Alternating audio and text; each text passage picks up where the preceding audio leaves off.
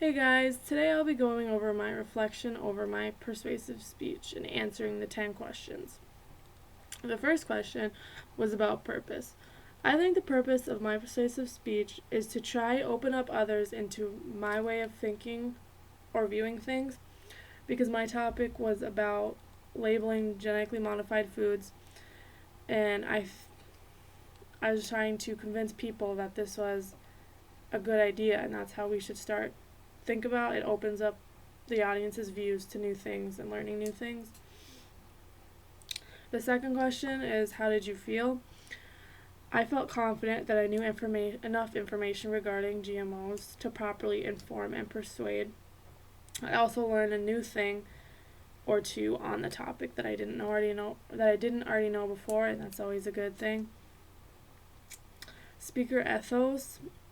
To make my speaker ethos high, I spoke coherently and strong and tried to avoid slouching or any distracting gestures like moving side to side or too much hand movement. Was your technology adequately prepared? I recorded my video on a video camera and a tripod, so I think in that sense I was pretty covered.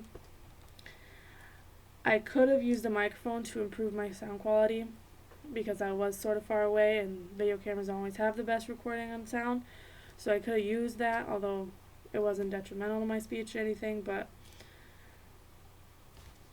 structure and organization. The thing that I felt was natural to me was the passiveness from beginning to end, although I do struggle on remembering the nonverbal cues I wrote.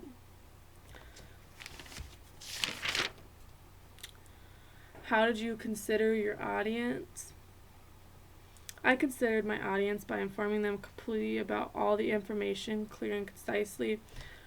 I tried to incorporate that they wouldn't know a lot about genetically modified things, so I tried to fit in all the information that I found out about them without using a lot of complex terminology and all that fun stuff. What was the strongest persuasive argument?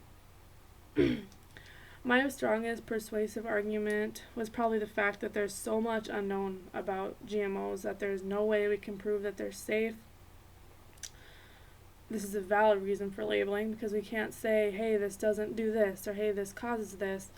It's so unknown that we can't be certain. So we should know what's going into our bodies that could potentially harm us.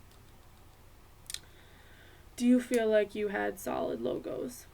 Yes, I feel like I had solid logos because I had experience in other countries' statistics involved. It wasn't limited to just one small general about information. It was wide and varied. What did you do that worked, what didn't, and what needed improvement? What I did in my speech that worked was the factual information. I actually had one of my audience members questioning me about the experiments and how they actually if that's what they actually did, and he was really surprised, and that just opened up his mind to something else. I definitely need to improve on my nonverbal cues and my time constraints. One specific page number and chapter about learned experiences. I think in chapter 11, page 83, because it talks about the topic, relevance, credibility, and the argument, and I believe that I chose a good topic and got out my argument correctly and efficiently. So I think that was a good chapter. As my reflection over my persuasive speech and how I answered my 10 questions. Thank you.